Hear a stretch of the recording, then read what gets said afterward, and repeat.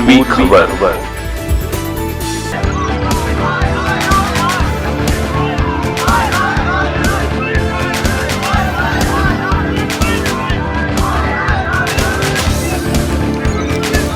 आसनसोल के bypass jubilee इलाके में यातायात व्यवस्था को दुरुस्त करने की मांग को लेकर आज भारतीय जनता पार्टी ने जमकर विरोध प्रदर्शन किया।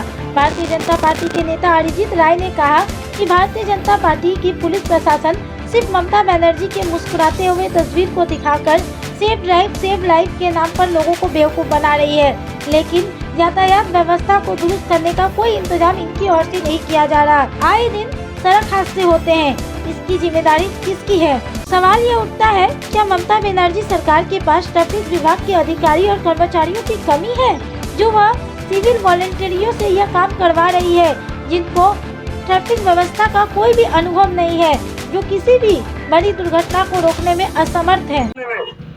আমাদের যে ডিমান্ড সর্বসমক্ষে সবাইকে জানিয়ে বলছি, এই যে সমস্ত হেভি ভেহিকলস যান চলাচল নিয়ন্ত্রণ করুন। এই এলাকার মানুষের কোনো লাভ নেই, এখানে কার 12 চাকা চললো, কার অয়েল ট্যাঙ্কার চললো, এই এলাকার সাধারণ মানুষের কোনো তার সঙ্গে লেনাদেনা নেই। আপনাদের হেভি ভেহিকল চালাতে গেলে আপনারা রাতের বেলা চালান। আর ইসিএল কে বলুন যদি এত বড় বড় হাইওয়ে চালাবে তার জন্য ইসিএল নিজের রাস্তা করুক। যেভাবে ইসকোতে যে হেভি ভেহিকল চলে, এই জুবলি থেকে যে ইসকো রোড সে 4 লেনের টাকা ইসকো করেছে। আমি চাই রাজ্য সরকার ইসিএল এর সঙ্গে যৌথভাবে এই রাস্তা সংস্কারের কাজ করুক। এটা আমাদের প্রথম ডিমান্ড। আর তার সাথে বলতে চাই, এইখানে যে তৃণমূলের দালাল আছে সেই তৃণমূলের দালালদের বলতে চাই, আপনাদের বাপের এলাকা আলো জলে রাতের বেলা, আলো জল করে রাতের বেলা আপনাদের বাপের এলাকা, আর গোটা এলাকা অন্ধকারে নিমজ্জিত। এই জিনিস চলতে পারে না। যদি এমএলএ রাস্তায় আলো জ্বলে, পুরো এলাকার রাস্তায় আলো জ্বলবে। এমএলএ রাস্তায় আলো জ্বললে পুরো এলাকার রাস্তায় আলো জ্বলবে। এটা আমাদের ডিমান্ড।